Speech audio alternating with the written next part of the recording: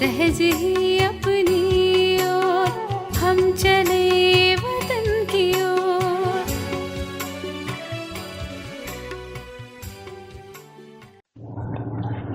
ஓம் சாந்தி 6-8-1972 ஓம் சாந்தி அவ்யக்த பாப்தாதா மதுபன். தலைப்பு: உள் உணர்வில் சஞ்சலம் இருப்பதற்கான காரணம் விரதத்தில் உறுதியற்ற நிலை.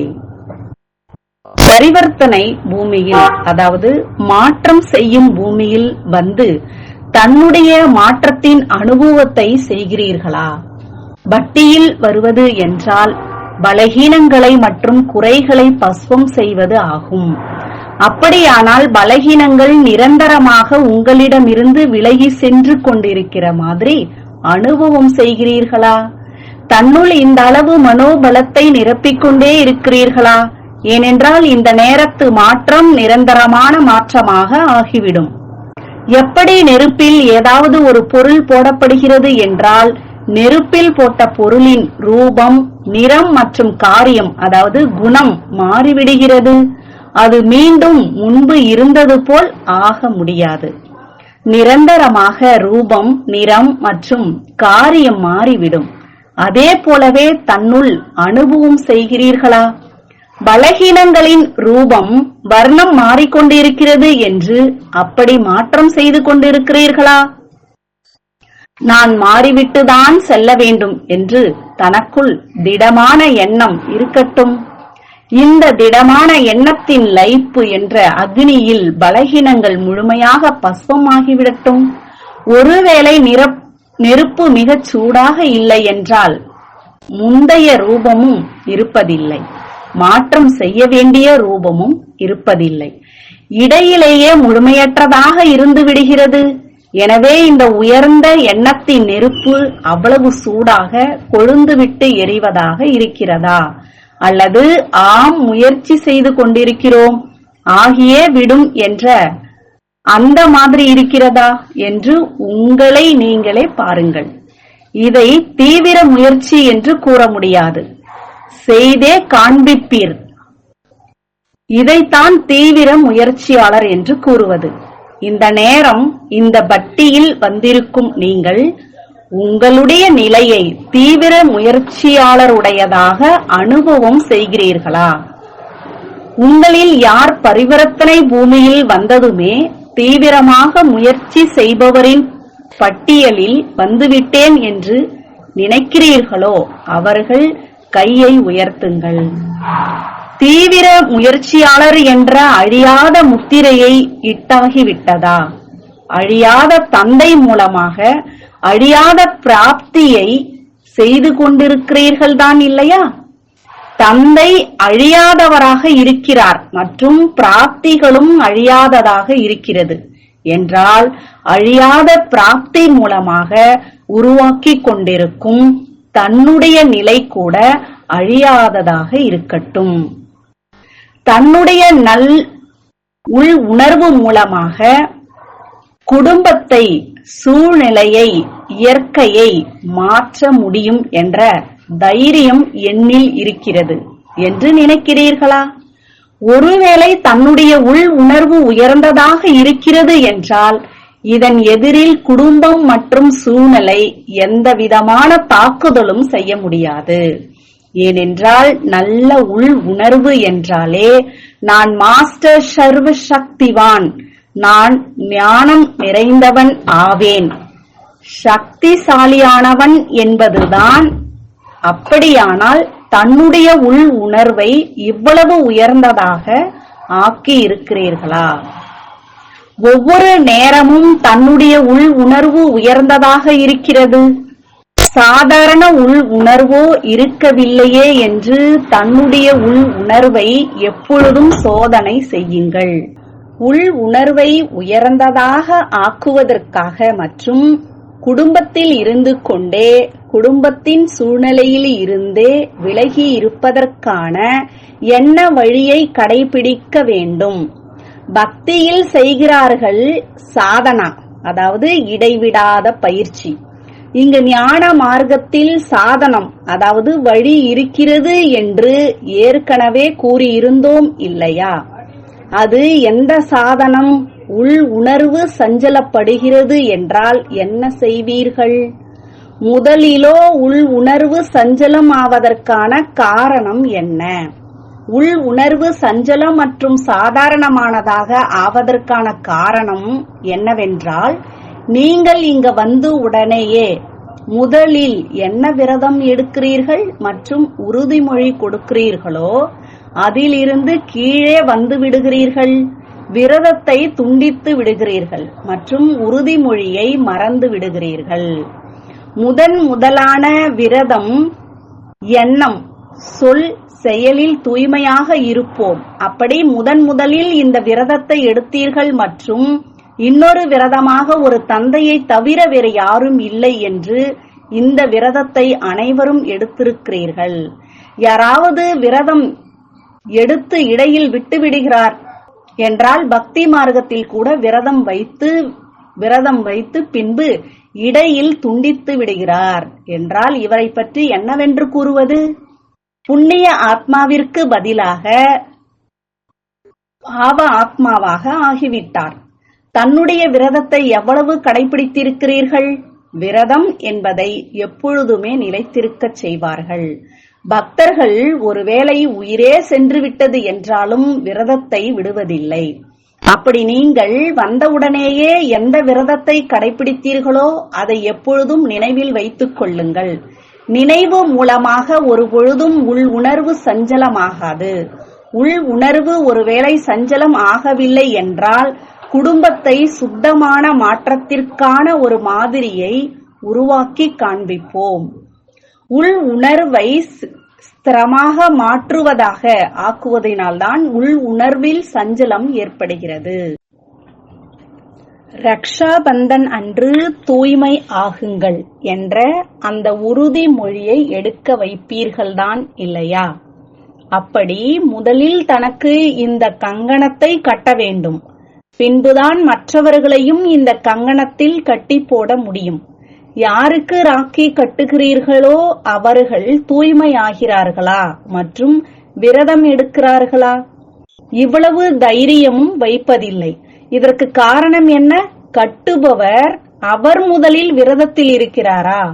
மனதில் கூட ஏதாவது தூய்மையின்மை வந்துவிடுகிறது என்றால் இதை முழுமையான விரதம் என்று கூறலாமா?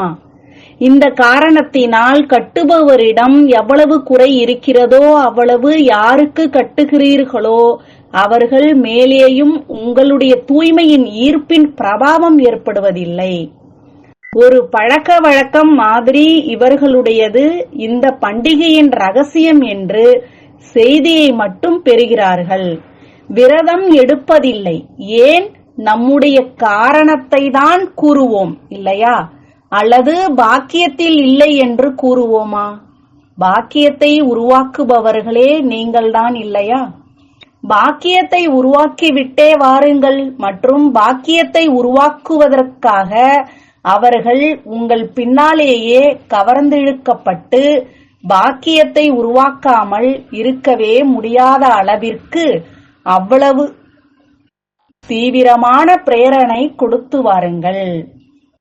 இந்த அளவு கவர்ந்திழுப்பவர்தான் இல்லையா? உலகியல் ஆத்மாக்களை பற்றியும் உதாரணம் கூறுகிறார்கள் இல்லையா? இவருடைய 2 வார்த்தைகளில் இவ்வளவு சக்தி இருந்தது. அவரின் பின்னால் அனைவரும் ஓடிக்கொண்டே இருக்கிறார்கள். அவர்கள் எதிரில் நீங்கள் எவ்வளவு உயர்ந்த ஆத்மாக்கள்! தற்சமயத்தில் மகாத்மாக்கள் என்று மகிமை செய்யப்படுபவர்கள் உங்களுடைய பிரஜையின் பிரஜை மாதிரி கூட இல்லை. ஏனென்றால் சொர்க்கத்தின் அதிகாரியாகவோ ஆவதில்லைதான் இல்லையா? உங்களுடைய பிரஜையின் பிரஜையாக யார் இருப்பாரோ அவர் சொர்க்கவாசியாகவோ இருப்பார்தான் இல்லையா? சொர்க்கத்தின் சுகத்தை அனுபவமோ செய்வார்தான் இல்லையா? இவரோ சொர்க்கத்தில் வரவே முடியாது. அப்படி இவ்வளவு உயர்ந்த ஆத்மாக்களாக நீங்கள் எப்பொழுதும் இருக்கிறீர்கள் என்றால் பின்பு ஏதாவது விசேஷ காரியம் செய்ய வேண்டும் இல்லையா? உங்களுடைய ஒவ்வொரு வார்த்தையிலும் நீங்கள் மிகவும் அனுபவியாக பேசிக் கொண்டிருப்பது போல் அந்த அளவு சக்தி இருக்க வேண்டும். நீங்கள் பேசிக்கொண்டே செல்லுங்கள் மற்றும் அவர்கள் அனுபவம் செய்து கொண்டே செல்லட்டும். இன்றைய நாட்களில் மகாத்மாக்கள், பண்டிதர்கள் என்று அழைக்கப்படுபவர்களிடமும் அற்ப காலத்தின் இவ்வளவு சக்தி இருக்கிறது என்றால் மாஸ்டர் சர்வ சக்திவானாகிய உங்களுடைய ஒவ்வொரு வார்த்தையில் எவ்வளவு சக்தி இருக்க வேண்டும்? ஒவ்வொரு வார்த்தையின் கூடவே யாருக்காவது அனுபவம் செய்வித்துக் கொண்டே செல்லுங்கள். எப்படி யாருக்காவது முதல் பாடமாகிய நீங்கள் ஒரு ஆத்மா ஆவீர்கள் என்பதை கூறும் பொழுது, சொல்லும் பொழுது வார்த்தைகளின் கூடவே அவர்களையும் அனுபவம் செய்வித்துக் கொண்டே செல்லுங்கள். இதுதான் விசேஷமாகும். அப்படியே சொற்பொழிவு ஆற்றுவது என்று அவர்களும் செய்கிறார்கள். அந்த முறையோடு பேசுவது இதை அவர்களும் செய்கிறார்கள். ஆனால் எதை மற்றவர்கள் செய்ய முடியாதோ அதை உயர்ந்த ஆத்மாக்கள் நீங்கள் செய்ய முடியும். இந்த வித்தியாசம்தான் இதில் இருக்கிறது. அப்படி இந்த விசேஷம் நடைமுறையில் தென்படட்டும். அது எப்படி முடியும்? எப்பொழுது உங்களில் அனைத்து விசேஷங்களையும் தாரணை செய்வீர்களோ அப்பொழுது முடியும். உங்களிலேயே ஒருவேளை விசேஷத்தை தாரணை செய்யவில்லை என்றால் மற்றவர்களையும் தாரணை செய்பவராக ஆக்க முடிவதில்லை. எனவே உள் உணர்வை உயர்ந்ததாக ஆக்குங்கள். பாப்தாதாவின் எதிரில் என்ன விரதம் எடுத்திருக்கிறீர்களோ அதில் எப்பொழுதும் நிலைத்திருந்தீர்கள் என்றால் பின்பு என்ன ரிசல்ட் வெளியாகிறது என்று பாருங்கள். எப்பொழுது ஒரு தந்தையை தவிர வேறு யாரும் இல்லை என்ற விரதம் எடுத்திருக்கிறீர்கள் என்றால் பின்பு புத்தி ஏன் மற்ற பக்கம் செல்கிறது? இந்த மாதிரி விரதம் எடுத்திருக்கிறீர்களா அல்லது மற்றவர்களிடம் இருந்தும் கேட்பீர்களா?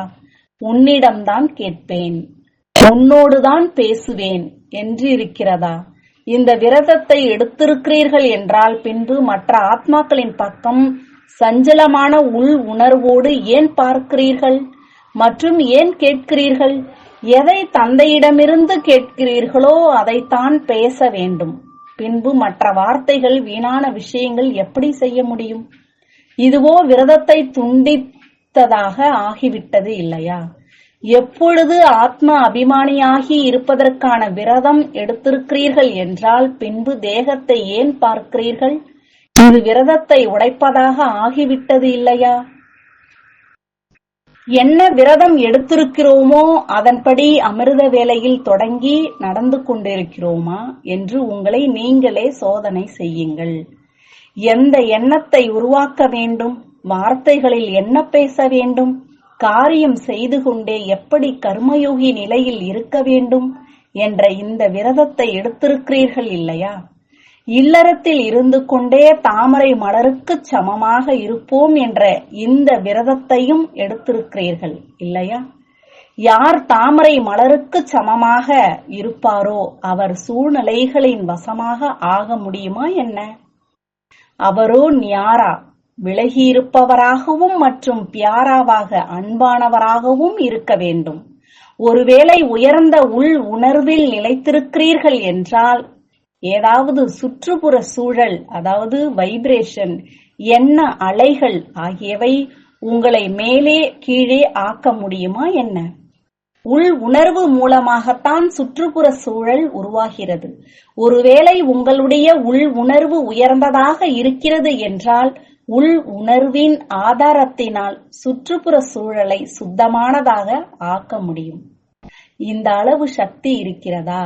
அல்லது சுற்றுப்புற சூழலின் சக்தி உங்களுடையதை விட அதிகமாக இருக்கிறதா? எந்த நேரத்திலும் ஏதாவது சுற்றுப்புற சூழலின் வசமாகி விடுகிறார் என்றால் அதற்கான காரணம் மனநிலையில் பலவீனம் வந்து விடுகிறது. அதை அங்கேயே அழித்து விட வேண்டும். ஆனால் என்ன செய்வது? சுற்றுப்புற சூழல் அந்த மாதிரி இருந்தது. சுற்றுப்புற சூழலின் காரணமாக என்னுடைய உள் உணர்வு சஞ்சலமாகி விட்டது என்று வர்ணனையும் செய்கிறீர்கள். இந்த வார்த்தைகளை கூறுகிறீர்கள் என்றால் அந்த நேரம் தன்னை என்னவென்று நினைக்கிறீர்கள்? அந்த நேரம் நான் எந்த மாதிரியான ஆத்மா ஆவேன்? பலகீனமான ஆத்மா. தன்னைத்தானே மறந்திருக்கிறீர்கள். லௌகீக ரூபத்தில் கூட யாராவது தன்னைத்தானே மறக்கிறாரா என்ன? நான் யார்? யாருடைய குழந்தை? என்னுடைய தொழில் என்ன என்ற இவை யாருக்காவது மறந்து விடுகிறது என்றால் அனைவரும் சிரிப்பார்கள் இல்லையா? அந்த நேரம் உங்களை நீங்கள் பாருங்கள். என்ன? நான் என்னை, என்னுடைய தந்தையை, தன்னுடைய பதவியை மறந்துவிட்டேனா? இந்த விரதத்தை இப்பொழுது உறுதியாக்குங்கள். பின்பு எப்படி நிரந்தரமான வெற்றியாளர் ஆகிறீர்கள் என்று பாருங்கள். எந்த ஒரு விஷயமும் அசைக்க முடியாது. என்னென்ன உறுதிமொழியை தந்தையிடம் கொடுத்திருக்கிறோம், எந்த விரதத்தை எடுத்திருக்கிறோம் என்று அடிக்கடி தன்னுடைய புத்தியில் மீண்டும் மீண்டும் நினைவில் கொண்டு வந்தீர்கள் என்றால் பின்பு இந்த விரதம் புத்துணர்வு பெற்றுவிடும். நினைவில் இருக்கும் எவ்வளவு நினைவில் இருக்குமோ அவ்வளவு பலம் இருக்கும். அப்படி தன்னை அந்த மாதிரி பலம் நிறைந்தவர்களாக ஆக்குங்கள். நான் நம்பர் 1 வரவேண்டும் என்ற இந்த லட்சியத்தை வைக்க வேண்டும். நம்பர் 1 குரூப்பின் நினைவு சின்னத்தின் அடையாளமாக வரதான பூமியில் என்ன கொடுத்து செல்கிறீர்களோ அந்த அடையாளத்தில் உங்களுடைய வரிசை கிரம எண் என்னவென்று தானாகவே நிரூபணமாகிவிடும். அந்த மாதிரி நினைவு சின்ன அடையாளத்தை கொடுத்து செல்லுங்கள். நினைவு சின்னம் மூலமாக அவருடைய நினைவு வருகிறது இல்லையா?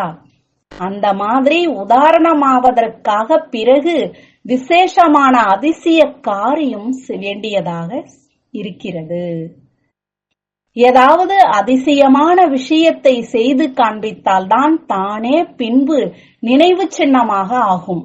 இந்த குரூப் எந்த நினைவு சின்னத்தின் அடையாளத்தை நிலைத்திருக்கச் செய்து செல்கிறது என்று இப்பொழுது பார்க்கலாம். அடையாளமும் அழியாததாக இருக்கட்டும். இப்பொழுதோ தன்னுள் சர்வ சக்திகளின் பிராப்தியின் தாரணை மூர்த்தியின் பரீட்சையோ இங்கு நடந்து விடுகிறது. மற்றபடி பிராக்டிகல், அதாவது நடைமுறை பரீட்சையாகிய சூழ்நிலைகளை இருக்கிறது. எதிர்கொள்வதற்கானது அங்கே சென்ற பிறகு செய்ய வேண்டியதாக இருக்கிறது.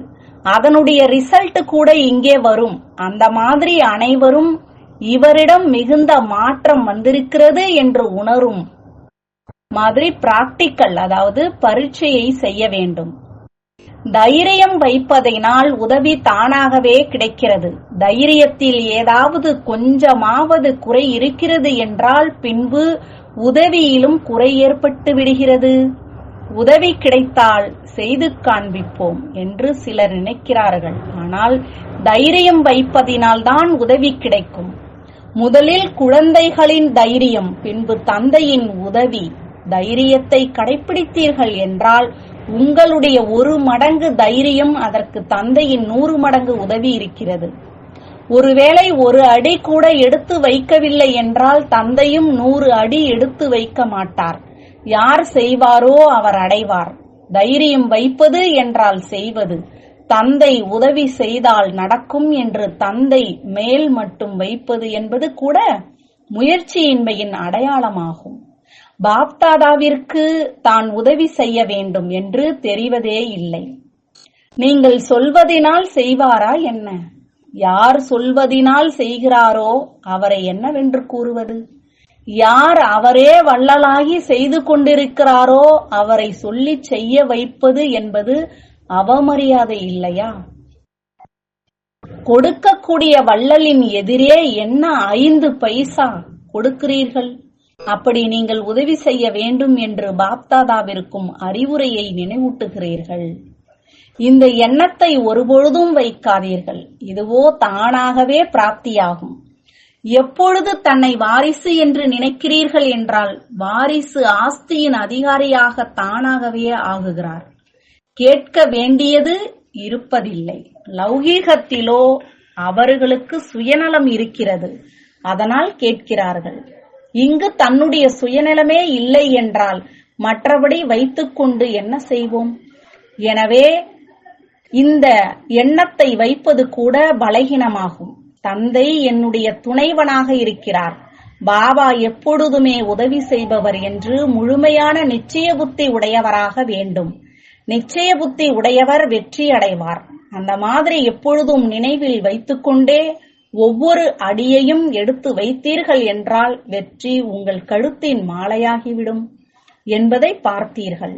யாருடைய கழுத்தில் வெற்றி மாலை விழுகிறதோ அவர்தான் வெற்றி மாலையின் மணியாக ஆகிறார். ஒருவேளை இப்பொழுது வெற்றி அடைபவராக ஆகவில்லை என்றால் வெற்றி மாலையில் வரமாட்டீர்கள். அப்படி இதை எப்பொழுதும் நினைவில் வைத்து அடியெடுத்து வைத்தீர்கள் என்றால் பின்பு எப்பொழுதும் சித்தி சொரூபமானவர் ஆகிவிடுவீர்கள். எந்த எண்ணமும் வார்த்தையும் காரியமும் சித்தியடையவில்லை என்ற இது இருக்கவே முடியாது. ஒருவேளை முயற்சி செய்வதின் விதி யதார்த்தமாக இருக்கிறது என்றால் எந்த ஒரு காரியமும் விதிபூர்வமாக செய்வதனால்தான் வெற்றி ஏற்படுகிறது. விதிபூர்வமாக செய்வதில்லை என்றால் சித்தியும் ஏற்படுவதில்லை. விதிபூர்வத்தின் பிரத்யக்ஷ பலனாக சித்தி கண்டிப்பாக கிடைக்கும். நல்லது. வரதானம். அமிர்த வேளையின் உதவி மற்றும் ஸ்ரீமத்தின் பாலனை மூலமாக நினைவை சக்திசாலியானதாக ஆக்கக்கூடிய நினைவு சுரூபமானவர் ஆகுக. தன்னுடைய நினைவை சக்திசாலியானதாக ஆக்குவதற்கு மற்றும் இயல்பான நினைவு சொரூபம் ஆக வேண்டும் என்றால் அமிர்த வேளையின் நேரத்தின் மகத்துவத்தை தெரிந்து கொள்ளுங்கள். எப்படி ஸ்ரீமத் இருக்கிறது அதன்படி நேரத்தை தெரிந்து கொண்டு நேரத்திற்கு ஏற்றபடி நடந்து கொண்டீர்கள் என்றால் சுலபமாக அனைத்து பிராப்திகளையும் செய்ய முடியும். மேலும் கடும் உழைப்பிலிருந்து விடுபட்டு விடுவீர்கள். அமிர்த வேளையின் மகத்துவத்தை புரிந்து நடந்து கொள்வதினால் காரியம் மகத்துவமானதாக இருக்கும். அந்த நேரம் விசேஷமான அமைதி இருக்கிறது. எனவே சுலபமாக நினைவை சக்திசாலியானதாக ஆக்க முடியும்.